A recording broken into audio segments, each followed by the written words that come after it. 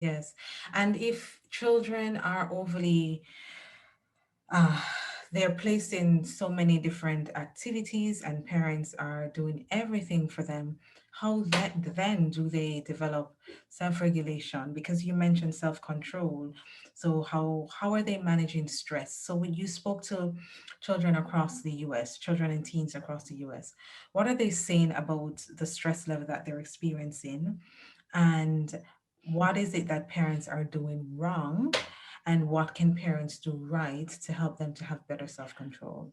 Notice that the word self control starts with self. Yeah. It's the kid controlling himself. Number two to your answer, every kid, I said, I understand you are the most stressed out generation.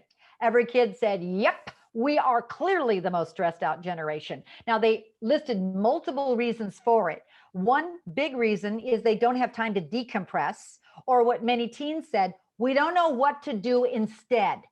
And then they complained. You don't learn this stuff on a worksheet. And don't go giving us just mindfulness or meditation. You got to give us a lot of stuff so we can figure out what works for us. Mhm. So, what Thrivers does is try to give you lots of ways to help your kid manage stress. Then you give them options and don't go giving them the option that works for you. Yes. Find out what works for them. Your first little trick is just to walk around the house there in the next couple of weeks and help kids identify what makes them stressed or what their stress sign looks like. Because we're waiting until the kid's in meltdown, and then we're telling them to go to timeout. That doesn't work. You have this little bit of window of opportunity when the kid starts to get stressed that you can say, looks like you're getting stressed, and then do the decompressor. So, step one, walk around and go, I noticed that right before you do that time test, you start to grind your teeth. Looks like you're stressed. Now you're giving them permission to share, or you hold your hands in a little fist, or your feet start to go up and down. What you want the child to do is verbalize how they feel about stress so they can share it with you. Then the second thing, you'll go, okay, now let's figure out what you're going to do instead. And I think one of the coolest things you can do is create a calm down corner in your house, that Yes. have your kids create it with you, because what they're going to do is start stocking stuff that helps them. We're talking about pillows and bean bags, chairs that are just up against some kind of a corner. And then ask your kid what works. Many kids, teens say music. What kind of music? Well, Mozart, one girl told me, because it has slower beats. And when I finally do it and I make it, I crack up Elton John, I'm Still Standing. I said, okay, she's got it. Some kids, it's books. Books can be a great de stressor. Or little guys, it's bubble blowers. I'm going to blow my bubbles away. Or glitter jars. It depends upon the age of your child. But then if they don't know, that's a key too. All right, let's figure out some things that work for you. The fastest way to help a child de-stress, and there are apps you can put on their phone that come down on mindfulness apps, is to take a 1-2 breath. Just the moment you start to feel your cheeks go like that, take a deep breath from here, then hold it, and now slowly let it out. But your exhale has to be twice as long as your inhale. It's Mhm. called a 1-2 breath, and it is actually the fastest way to relax, says scientific evidence. So there's another idea. Lots of ideas. One final one is many teens blow too quickly. So too little ones.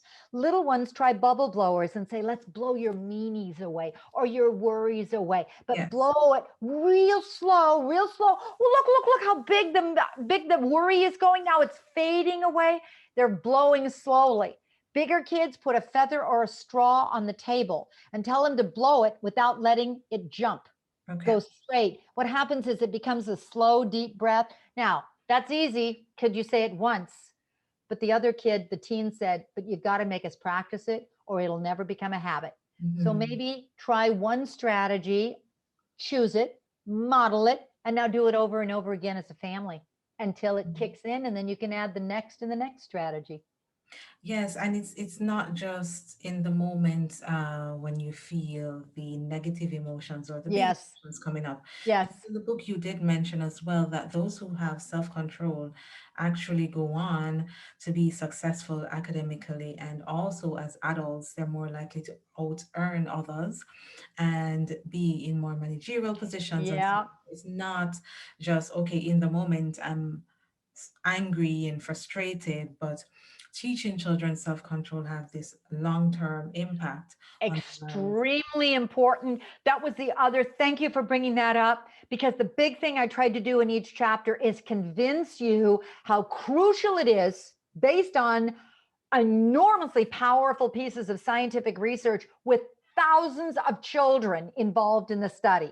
And then they'd find the commonality. Self-control is as highly correlated to success as the GPA. That's going to help you, because unless you can focus, by the way, that's skill one in self-control. Each character strength has 3 teachable skills that science says are important. Then I'll give you dozens of ways to teach it, but you choose the one that works for you. But there's a real framework on how to do this based on the science.